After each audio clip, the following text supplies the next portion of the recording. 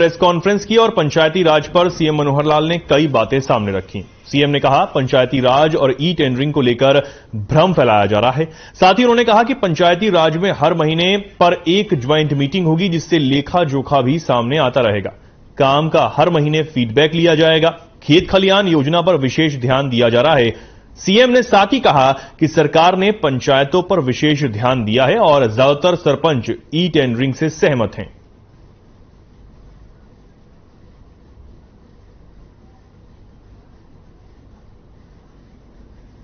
ग्रामीण क्षेत्र के अंदर अपना जो पंचायती राज सिस्टम है, उस पंचायती राज सिस्टम के बारे में कुछ जो भ्रांतियां हैं या कई तरह के विषय चले पिछले दिनों में, तो केवल उसको स्पष्ट करने के लिए और आपके सामने विषय में रख रहा हूं। आपको कोई बात उसमें लगती है तो जरूर बाद में पूछें। पहली बात तो है कि जो पंचायती राज सिस्टम है ये 3 टियर सिस्टम है और 3 टियर सिस्टम में जिला परिषदें, पंचायत समितियां और ग्राम पंचायतें। कहीं एक मैसेज ये जाता है कि पंचायती राज में केवल पंचायतें ही आती हैं और पंचायतों में भी केवल सरपंच राज जो होता है वही होता है। तो पहली बात तो ये 3 टियर है।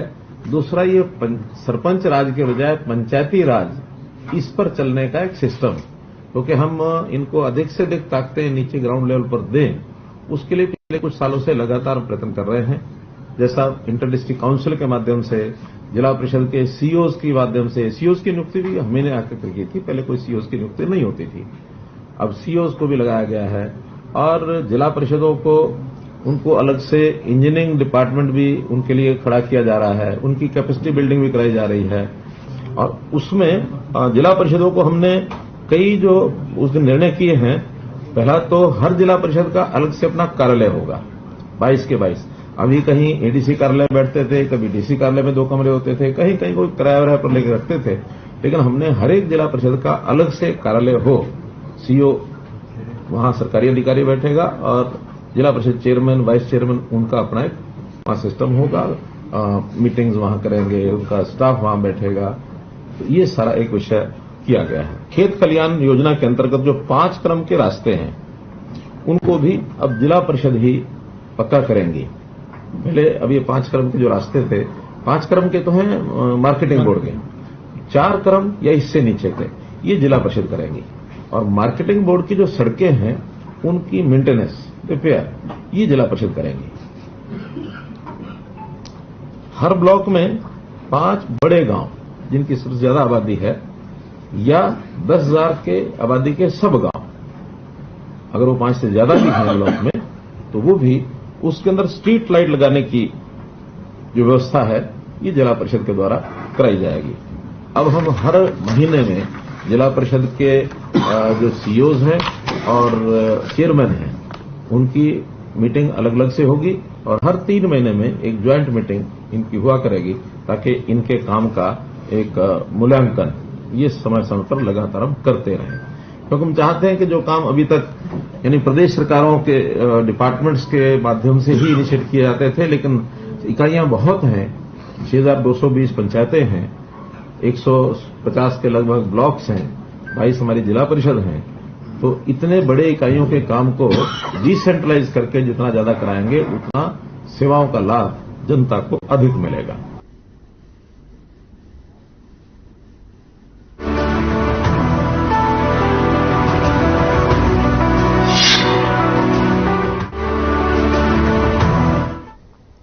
अंबाला दिल्ली हाईवे पर स्थित अनाज मंडी में सरसों की आज से सरकारी खरीद शुरू हो चुकी है, लेकिन सरसों की फसल मंडी में पहले ही आ चुकी है, इसलिए किसान आड़ातियों को ही अपनी फसल बेचे जा चुके हैं। हालांकि आड़ातियों ने सरकारी खरीद से कम दामों पर खरीदी है, लेकिन मंडी सचिव की अगर माने तो किसान कम रेट पर बेचकर इसलिए भी चले गए क्योंकि उनका नाम मेरी फसल मेरा ब्यौरा पोर्टल में दर्ज नहीं है। मंडी सचिव का कहना है कि यहां पर किसानों के लिए हर सुविधा उपलब्ध कराई गई है। वहां उन्होंने कहा कि जिस भी किसान का रजिस्ट्रेशन मेरी फसल मेरा ब्यौरा में है, उनको उनकी फसल का न्यूनतम समर्थन मूल्य जरूर मिलेगा और उनकी सभी फसल खरीदी जाएगी। यहां पर सरसों की सरकारी खरीद शुरू हो चुकी है। इसी के साथ जो सचिव हैं उनकी तरफ से कहा गया है कि जिनका भी नाम पोर्टल में दर्ज है उनकी खरीद जरूर होगी और एमएसपी के हिसाब से उन्हें जरूर दाम मिलेगा।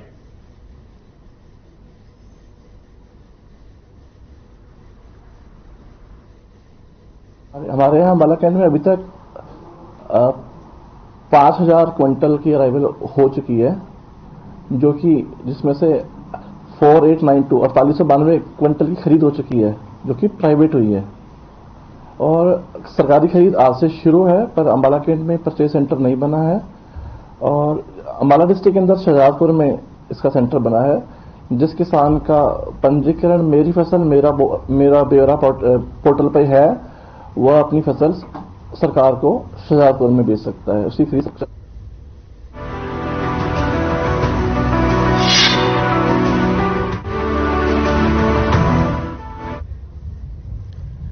खबर अंबाला से है, जहां पुलिस इन दिनों काफी एक्शन मोड में नजर आ रही है। आपको बता दें कि महिला पुलिस ने फुटपाथ पेट्रोलिंग करते हुए अवैध अतिक्रमण करने वालों पर भी शिकंजा कसा है और बाजारों के बीच में वाहन खड़े करने वालों के चालान किए हैं। इस दौरान महिला थाना एसएचओ ने बताया कि आज उनके द्वारा फुटपाथ पेट्रोलिंग की गई, जिसमें लोगों को क्राइम के प्रति भी जागरूक किया गया और अवैध अतिक्रमण करने वालों पर भी कार्रवाई की गई।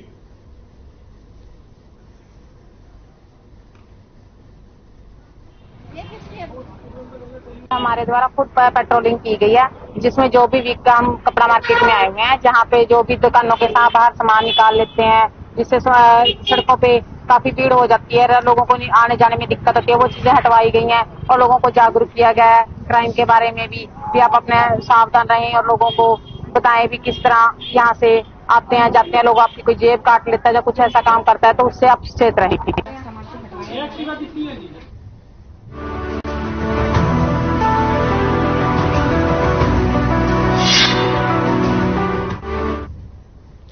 देश भर में हर साल कई बच्चे चाइल्ड ट्रैफिकिंग का शिकार होते हैं और अपने परिवारों से हमेशा के लिए बिछड़ जाते हैं। वहीं इन बच्चों को उनके परिवारों से मिलवाने का काम चाइल्ड हेल्पलाइन की ओर से किया जाता है। ऐसे ही एक बच्चे को अंबाला सीडब्ल्यूसी ने उसके परिवार से मिलवाने का काम किया है। जानकारी के मुताबिक 14 वर्षीय मनीष अपने परिजनों के साथ सेवहा गांव में रहता था और खेलते खेलते वो अपने घर से पैदल रेलवे स्टेशन की तरफ चला गया और वहां ट्रेन में चढ़ गया, जिसके बाद उसे अंबाला रेलवे चाइल्ड लाइन ने रेस्क्यू किया। अंबाला सीडब्ल्यूसी और यमुनानगर क्राइम ब्रांच ने मिलकर इस बच्चे के परिजनों का पता लगाया और मनीष को उसके परिजनों को सौंप दिया गया। वहीं मीडिया से बात करते हुए बच्चे ने अपनी आप बीती हुई बताई और बच्चे के परिजनों ने भी सीडब्ल्यूसी का धन्यवाद किया।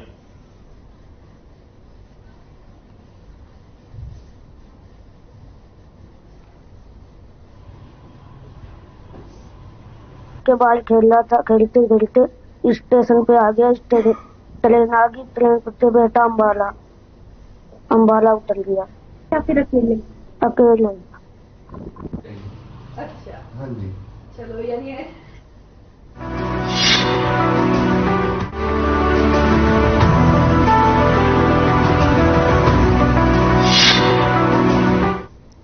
हरियाणा के सरकारी स्कूल के विद्यार्थियों को निःशुल्क किताबें दी जाती हैं, लेकिन वे किताबें पहले सेमेस्टर समाप्त होने के बाद मिलती हैं, जिसकी वजह से बच्चे अपनी पढ़ाई पूरी नहीं कर पाते थे। पिछले वर्ष ये मामला काफी चर्चा में आने के बाद शिक्षा मंत्री कंवरपाल गुर्जर ने दावा किया था कि नए सत्र से किताबें पहले दिन बच्चों को मिल जाएंगी।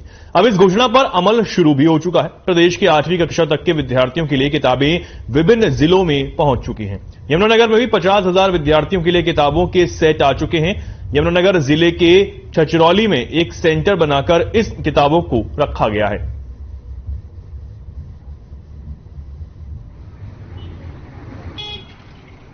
अब की बार हरियाणा सरकार ने किताबें समय से पहले हमारे पास पहुंची है और सभी बच्चे, हमारे लिए भी बहुत खुशी की बात है और बच्चों के लिए भी एक उत्साह की बात है और उनके लिए उसकी बात है, संतुष्टि की बात है कि सभी बच्चों को समय से पहले किताबें मिल जाएंगी।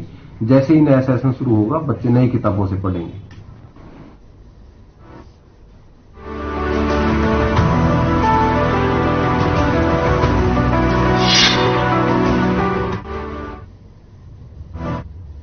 राष्ट्रीय स्वयंसेवक संघ की अखिल भारतीय प्रतिनिधि सभा को 3 दिन चली बैठक का मंगलवार को समापन हो गया। संघ के सर कार्यवाह दत्तात्रेय खोसबाले ने बताया कि प्रतिनिधि सभा की बैठक में वार्षिक प्रतिवेदन सहित आगामी कार्यदृष्टि के लिए एक महत्वपूर्ण प्रस्ताव पारित किया गया है। यह प्रस्ताव भारत के अमृतकाल और संघ के 100वें वर्ष की ओर बढ़ती यात्रा के समय में समाज को दिशा देने का कार्य करेगा। ऐसे समय में जब भारत वैश्विक नेतृत्व के पथ पर निरंतर मजबूती से कदम बढ़ा रहा है, तब नागरिकों को यह समझने की आवश्यकता है कि इस पथ पर कांटे कौन बिछाना चाहता है। बैठक में प्रस्ताव के अतिरिक्त महर्षि दयानंद सरस्वती की 200वीं जन्म जयंती, छत्रपति शिवाजी महाराज के राजरोहण के 350वें वर्ष और महावीर स्वामी के निवाण के 2550वें वर्ष पूर्ण होने पर 3 वक्तव्य भी जारी किए गए। सर कार्यवाह ने बताया कि विजयदशमी 2025 से संघ का शताब्दी वर्ष प्रारंभ हो रहा है, किंतु इस प्रतिनिधि सभा में इसके लिए कोई कार्य योजना नहीं बनी है। हालांकि कार्य विस्तार तथा कार्य की गुणवत्ता बढ़ाने की योजना अवश्य बनी है।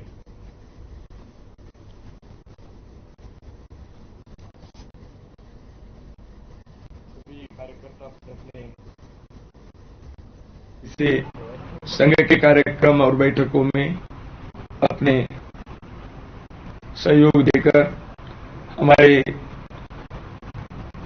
बैठकों में हुए विचार मंथन निर्णयों को आप जन जन तक पहुंचाने का बहुत ही सराहनीय काम करते हैं। आप सबके सहयोग के प्रति मैं और पूरा राष्ट्रीय स्वयंसेवक संघ कृतज्ञ है, आभारी है। कैसे बनाना समाज के अंदर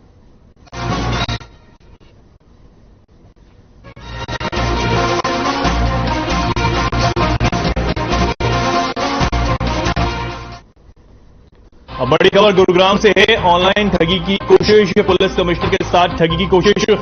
सरकारी नंबर पर भेजा लिंक मैसेज, इंटरनेट बैंकिंग सेवाओं को बंद करने का भेजा लिंक। नेट बैंकिंग के लिए पैन कार्ड अपडेट के लिए कहा, बैंक से मिलती जुलती साइट बनाकर भेजा मैसेज। जांच में वेबसाइट निकली फर्जी, साइबर थाने में केस दर्ज कर जांच शुरू। बड़ी खबर आपको बता रहे हैं गुरुग्राम से, जहां ऑनलाइन ठगी की कोशिश यहां पर की गई। पुलिस कमिश्नर के साथ ही ये ठगी की कोशिश की गई है। हालांकि सरकारी नंबर पर ये लिंक जो है वो भेजा गया था। इंटरनेट बैंकिंग सेवाओं को बंद करने का ये लिंक था और नेट बैंकिंग के लिए पैन कार्ड अपडेट करने के लिए कहा गया। बैंक से मिलती जुलती पूरी तरीके से साइट जो है उसे बनाकर इस मैसेज को भेजा गया और जब जांच की गई तो ये वेबसाइट पूरी तरह फर्जी साबित हुई और साइबर थाने ने अब केस दर्ज कर मामले की जांच शुरू कर दी है।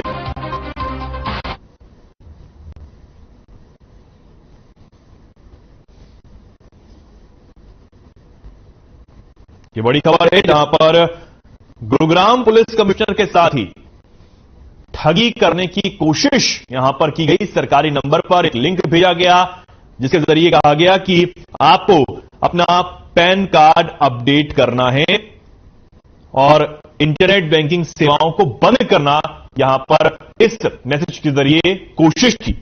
लेकिन यहां पर जांच जब की गई तो इस वेबसाइट को पूरी तरह फर्जी पाया गया और उसके बाद अब पुलिस ने कार्रवाई शुरू कर दी है।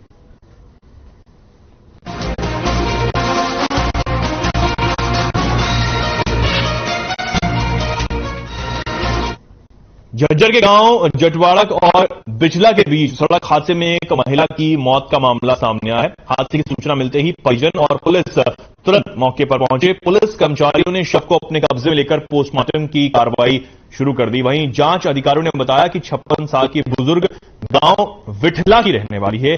गांव के नजदीक ही दूध की डेयरी इसने बना रखी है। अचानक एक अज्ञात वाहन तेज रफ्तार से आया। जैसे ही कलावती बस से उतरी तभी अज्ञात वाहन ने महिला को अपनी चपेट में ले लिया। टक्कर इतनी जबरदस्त थी कि महिला की मौके पर ही मौत हो गई। पुलिस ने अज्ञात वाहन चालक के खिलाफ मामला दर्ज कर कार्रवाई शुरू कर दी है।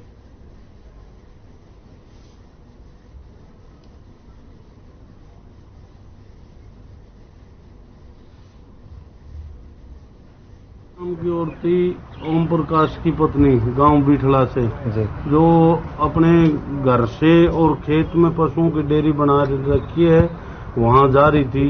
करीब 8:30 बजे का टाइम था सुबह। जो कोई अननोन व्हीकल वाला इनको पीछे से टक्कर मार गया। पता नहीं कौन सा व्हीकल था, पता नहीं।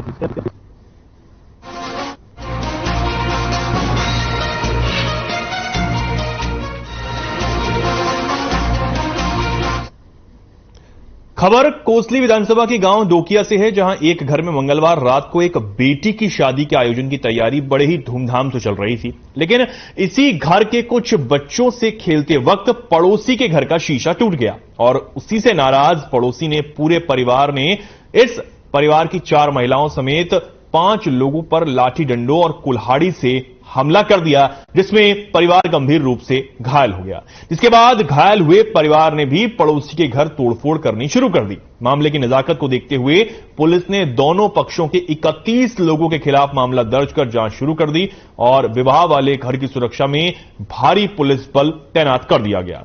विवाह वाले पीड़ित परिवार का कहना है कि खेलते वक्त बच्चों से पड़ोसी के घर का शीशा टूट गया, जिसके लिए इन्होंने पड़ोसियों से माफी भी मांगी और टूटे हुए शीशे के पैसे भी देने की बात रखी।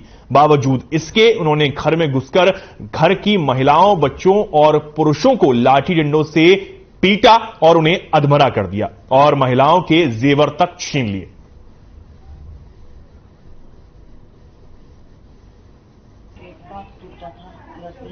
बच्चों के पास खेल रही थी और फिर उन्होंने आके बोला कांच तोड़ दिया हमारा बच्चों ने, तो हाथ पैर जोड़े।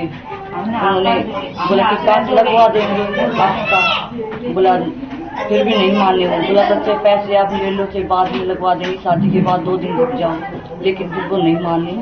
वो कल सूट पकड़ लिया, गला पकड़ लिया। गला पकड़ने के बाद उनके और आगे भी मारने लग गए। जो जेंट्स थे वो आगे, उन्होंने बहन पे हाथ उठाया, मारने लगे और भी फिर सब आगे। वो जो गौरव है ना, उसने ही पकड़ा था बुटका भरा बड़ी बहन को। कांच के वो लेकर उनकी खिड़की के कांच के ऊपर विवाद हुआ था। फिर वही वो कांच अब कहने आए, हमारी भाभी ने मंजूर भी कर लिया था। उसके गला पकड़ लिया उसे फौजी लड़के ने, और बहन थी बड़ी, उसको भी थप्पड़ मारा। फिर इनकी आपस में कुछ कवा सुनी होगी, हम भी आ गए। फिर आते हमारे भी बच्चे बूढ़े जो भी थे सबको मारा। तो जो घर का मौजूद था उन्होंने गलती मान ली थी कि भाई कांच टूट गया तो हम तुम्हारे पैसे दे देंगे, और या तो आप अभी लगवा लो या बाद में लगवा देना, हमारे शादी है, शादी के बाद आप जैसा कहोगे वैसा कर लें। लेकिन उनका जो फौजी है, जो लड़का था, उसने भिड़ते ही लेडीज के गले पे हाथ डाल के बोला अभी लगा वो करवा, मेरे को अभी पैसे चाहिए।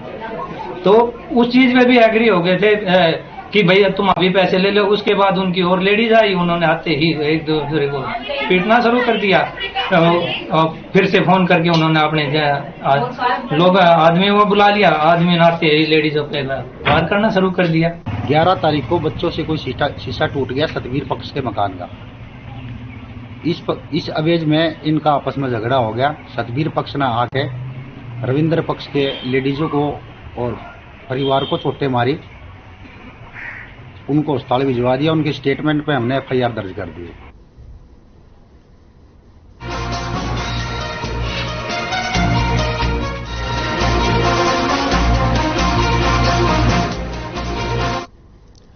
प्रदेश भर की मंडियों में आज से सरसों की सरकारी खरीद शुरू हो चुकी है। बल्लभगढ़ अनाज मंडी में भी सरसों की फसल की खरीदारी शुरू हो गई है। वहीं market committee secretary Indrapal Singh की माने तो अभी तक जो भी किसान आए हैं मेरी फसल मेरा ब्यौरा ऑनलाइन रजिस्टर नहीं है। जो अनरजिस्टर्ड किसान हैं वो अपनी फसल सरकार को नहीं बेच सकते, तो उनकी प्राइवेट है। जब कोई रजिस्टर किसान आएगा उसकी फसल देखकर हैफेड एजेंसी वाले सैंपल लेकर खरीद निश्चित तौर पर करेंगे।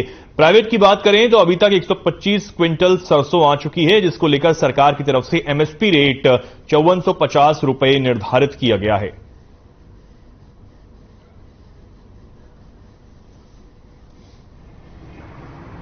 देखिए, अभी तक जो भी किसान आए हैं सारे अनरजिस्टर्ड किसान हैं। मेरी फसल मेरी ब्यौरा पे जिनका रजिस्ट्रेशन नहीं है, तो जो अनरजिस्टर्ड किसान है वो सरकार को नहीं बेच सकते, तो उनकी तो प्राइवेट हुई है। जब कोई रजिस्टर्ड किसान आएगा तो उसकी फिर फसल को देखकर हैफेड वाले सैंपल करके फिर उसको खरीद सुनिश्चित करेंगे। तो अभी प्राइवेट की बात करें तो प्राइवेट के अभी तक तो 125 क्विंटल के लगभग आ चुकी है अभी तक।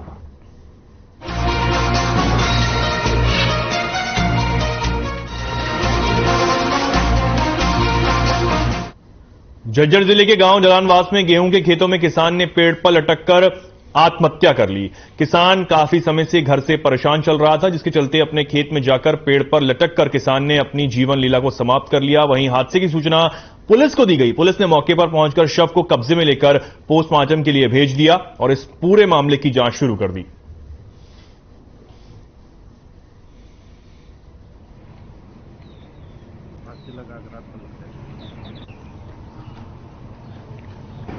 जिसने अपनी जिंदगी से कोई घरेलू या किस प्रकार की है तो पता चलेगा, उसके कारण अपनी जीवन लीला खत्म कर दी। कहाँ पर? फांसी लगाकर ढलानवास खेत के अंदर पेट से। अच्छा, आपको कैसे सूचना मिली? सूचना मिली थी कि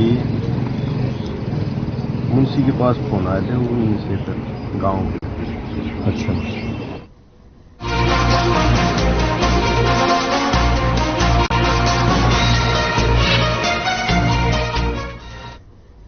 सीएम फ्लाइंग की टीम ने संयुक्त कार्रवाई करते हुए पानी में हो रही धांधली का खुलासा किया। आपको बता दें कि सीएम फ्लाइंग समेत एमसीजी और बिजली विभाग की टीम ने गुरुग्राम के पालम विहार के निहाल कॉलोनी में चल रहे अवैध प्लांट में छापेमारी की, जहां से टीम को 20 लीटर की बिस्लरी की नकली पैकेजिंग वाली पानी की बोतलें बरामद हुई, जिन्हें मार्केट में सप्लाई किया जा रहा था। टीम ने बोतल को जब्त कर लिया। साथ ही टीम ने गुरुग्राम के आईएमटी मानेसर में भी सीएम फ्लाइंग एमसीजी की ओर से कई ठिकानों पर छापेमारी की गई थी। वहीं टीम ने जब्त कर आगे की कार्रवाई शुरू कर दी।